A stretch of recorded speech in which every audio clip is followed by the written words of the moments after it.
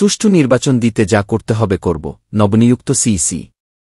অবসরপ্রাপ্ত সচিব এএমএম নাসির উদ্দিন প্রধান নির্বাচন কমিশনার সিইসি হিসেবে নিয়োগ পেয়েছেন। রাষ্ট্রপতি মো. শাহাবুদ্দিন তার সাংবিধানিক ক্ষমতা বলে এ নিয়োগ দিয়েছেন। একই সঙ্গে আরও ৪ নির্বাচন কমিশনার নিয়োগ দিয়েছেন তিনি। নাসির উদ্দিন বিসিএস, প্রশাসন 1979 ব্যাচের নিয়মিত একজন কর্মকর্তা। 2005 সাল থেকে 2007 সালে 10 অক্টোবর পর্যন্ত সচিব পদে কর্মরত ছিলেন। ওই সময়কাল পর্যন্ত তিনি জ্বালানি ও খনিজ সম্পদ সচিব হিসেবে দায়িত্ব পালন করেন। এরপর তিনি স্বাস্থ্য মন্ত্রণালয়ে সচিব পদে দায়িত্ব পালন করেন। তিনি 2009 সালের জানুয়ারিতে অবসরে যান। নিয়োগ পাওয়ার পর তাৎক্ষণিক প্রতিক্রিয়ায় নাসির উদ্দিন গণমাধ্যমকে বলেন, অবাধ, সুষ্ঠু, গ্রহণযোগ্য নির্বাচনের জন্য যা যা করা দরকার তা করব ইনশাল্লাহ। এ দায়িত্ব যখন আসছে, আমাদের সুষ্ঠুভাবে পালন করতে হবে সবার সহযোগিতা নিয়ে।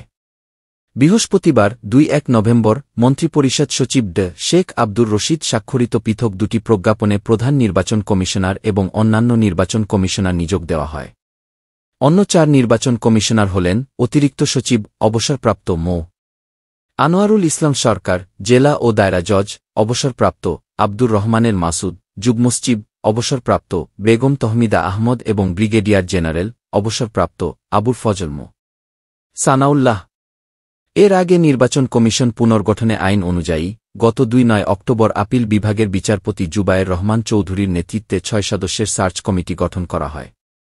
ওই কমিটি যাচাই বাছাই করে 10 জনের একটি তালিকা বুধবার 20 নভেম্বর রাষ্ট্রপতি দপ্তরে পাঠান। রাষ্ট্রপতি তাদের মধ্য থেকে একজনকে প্রধান নির্বাচন কমিশনার এবং 4 জনকে নির্বাচন কমিশনার নিয়োগ দিয়েছেন। এদিকে বিগত আওয়ামী লীগ সরকারের সময়ে 2022 সালের 7 ফেব্রুয়ারি নিয়োগ পাওয়া কাজী হাবিবুল আউয়াল কমিশন গত 5 সেপ্টেম্বর একযোগে পদত্যাগ করেন। এরপর থেকে প্রায় 3.5 মাস নির্বাচন কমিশন শূন্য ছিল।